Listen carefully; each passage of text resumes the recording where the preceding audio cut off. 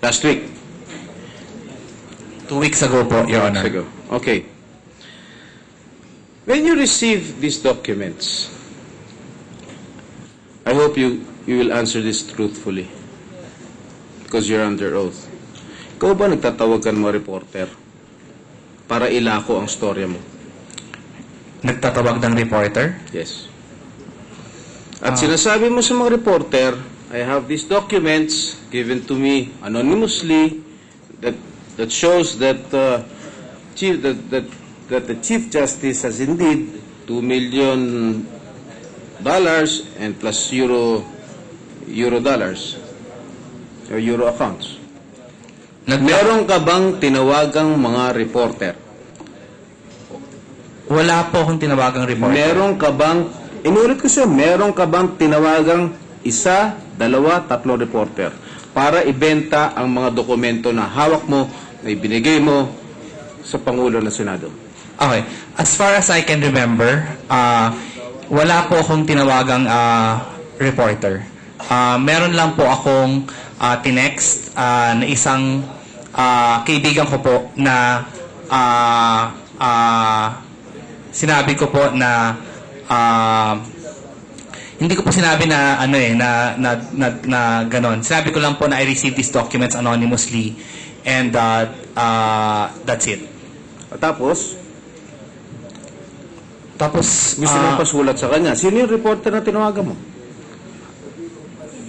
Na tinext mo? Yung kaibigan ko po sa Abante po, si Mr. Makasait. Sino si Mr. Makasait? Hindi po, yung ano po, yung tabloid po yan, di ba? Apo. O sa broadsheet. Huwag ka magsisunungaling, represent ako sa harap mo ngayon. Sa broadsheet po, wala po akong maalala particularly, pero ano po,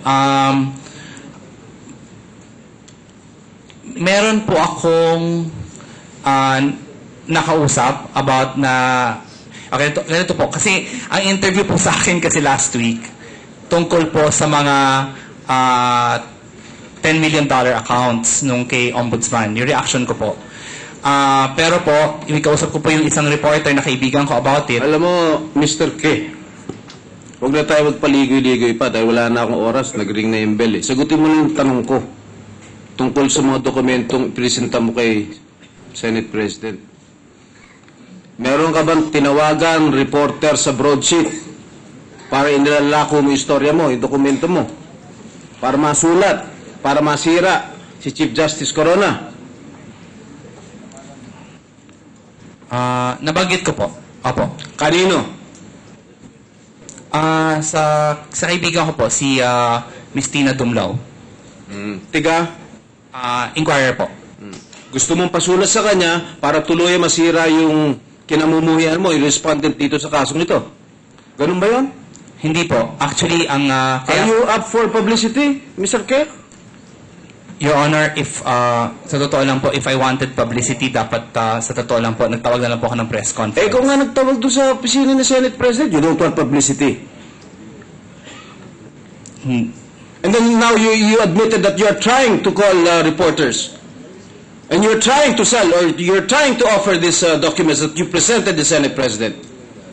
Those authenticated and verified documents. Sinungaling ka. I'm very sorry po if, Your Honor. That's all, Mr. President. Anyway, Majority Floor Leader. Finally, Mr. President, the Minority Leader, Senator Alan Cayetano.